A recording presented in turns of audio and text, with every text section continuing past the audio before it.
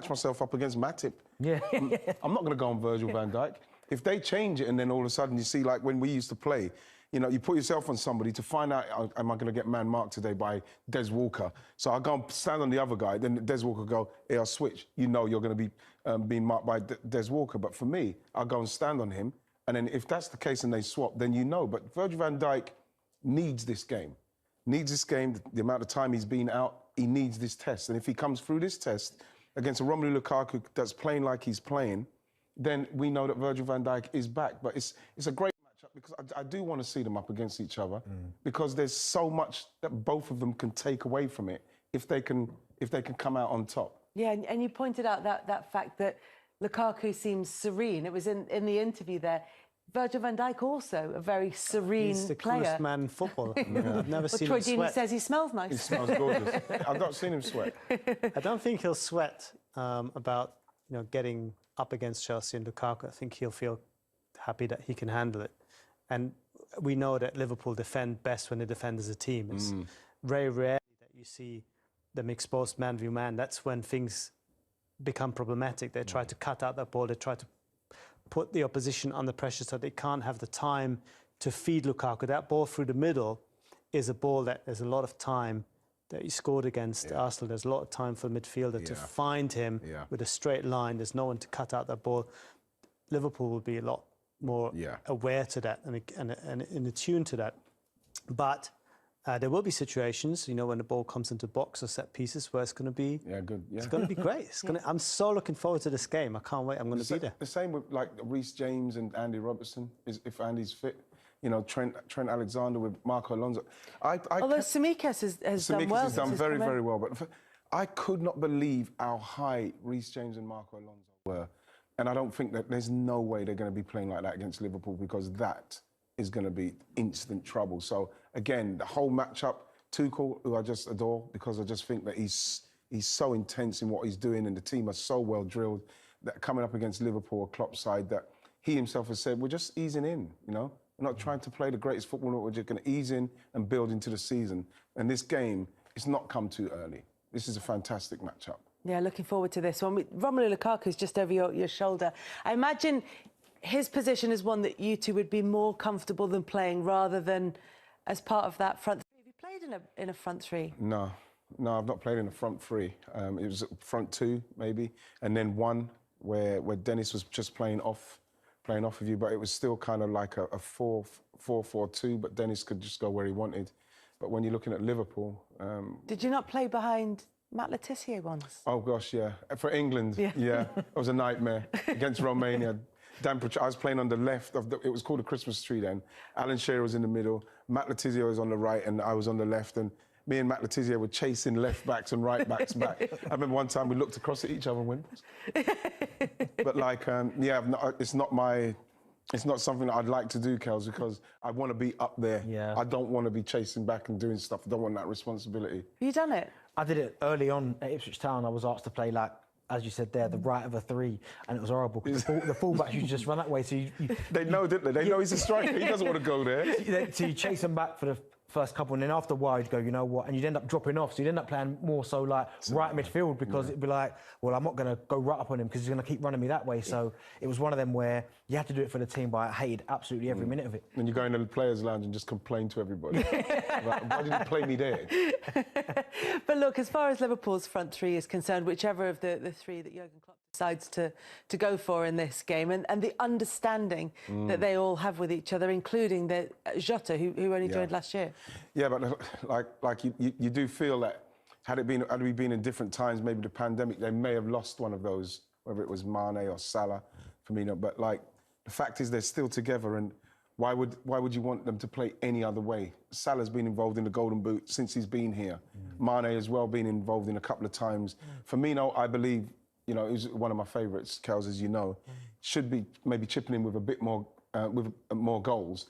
But like when you throw Jota in there as well, it's just like it's perfect because his movement going into the box and whether it's one-on-one going in or movement to get the header like we saw in the game just now is fantastic. So it's all for me about Liverpool's midfield and how they get the ball to them and how they stop Chelsea and get the ball to them, because we know what Liverpool can do when they're breaking. They're absolutely frightening. And you have to say, when Jota, they signed Jota for that amount of money, obviously a few eyebrows were raised in terms of the fee.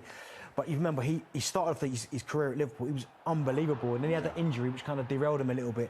But he's come back this season, he's been ultra sharp. And certainly, as you said there, Wright, in and around the boxes, his timing to get on the end of things, like, he just seems to arrive at the right time.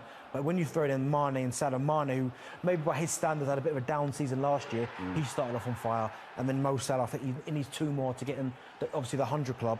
He's been fantastic ever since he got to Liverpool. So they are so dangerous. And as you said there, if Reece James and certainly Alonso are going to fly forward and you leave the space for Mane and Salah, you're asking for trouble. Yes. So what do they do then to counteract that? Do they just... Because that's part of their sort of defensive plan, isn't it? Is for them to get forward, because then they're in the opponent's half. Well, you look at it, you probably feel like... I'm not sure will Marco Alonso play, even play in that team. They're going to need to be a bit more defensive.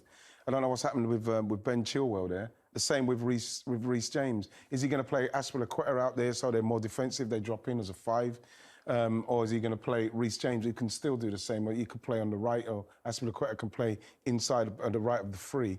So it's just the way, for me, Chelsea have to play. They can't play how they... No, they're not going to play like play against Arsenal away from home. But because they could take liberties with Arsenal because of Arsenal's lack of organisation, they won't do this against Liverpool. So it's going to be interesting to see what happens when they drop in, which I think that they will, and then let Liverpool have to play in front of them, and we see how they go if they deny space. Yeah. It's going to be a really interesting matchup. And Jurgen Klopp's been talking very warmly about Thomas Tuchel in the build-up to this one. And it's all about this kind of development of German managers. So as our German in the studio, I don't want to just throw you there. We're not just the flavour of the month. I mean, we're where it's at the moment. Where it's at. I'm not really part of that, unfortunately. Yeah, I mean, look, there's a certain bandwagon effect because of what Klopp has done in the Premier League with Liverpool. A lot of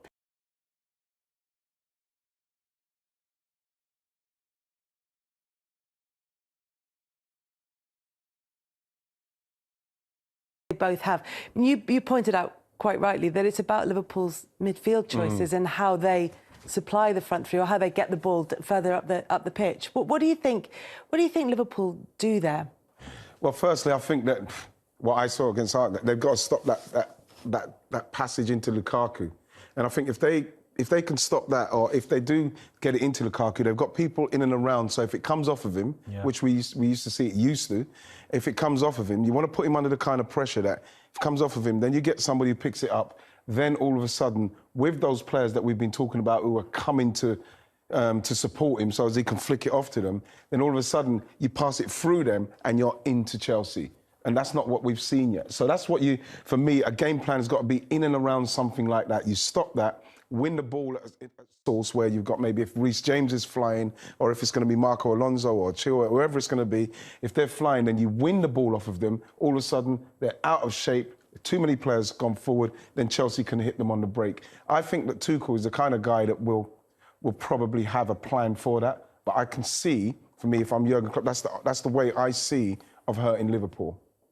Or hurting Chelsea, sorry, hurting Chelsea. You'd have to say, certainly in a game like this, Kanté is going to be so important, because he's going to be so important. I mean, we know obviously how important he is, but if certainly Reece James is going to fly forward and Marcus Alonso, you're going to be asking Kanté to do an awful lot of running, which he will do, to kind of maybe fill in them pieces. So I think he is going to be vital. Certainly if they want to play the way that they have been against Arsenal, as Wright was saying there, they could pretty much do what they wanted. Arsenal just so tactically unaware of what was going on that they just pretty much kept doing the same things. I think Thomas Tuchel won't be like that. So I think certainly with Liverpool, with their front 3 going forward, Kanté's going to be so important, him and Jorginho, on that kind of double pivot, instead of just picking up little spaces where to stop Liverpool from maybe counter-attacking and going forward.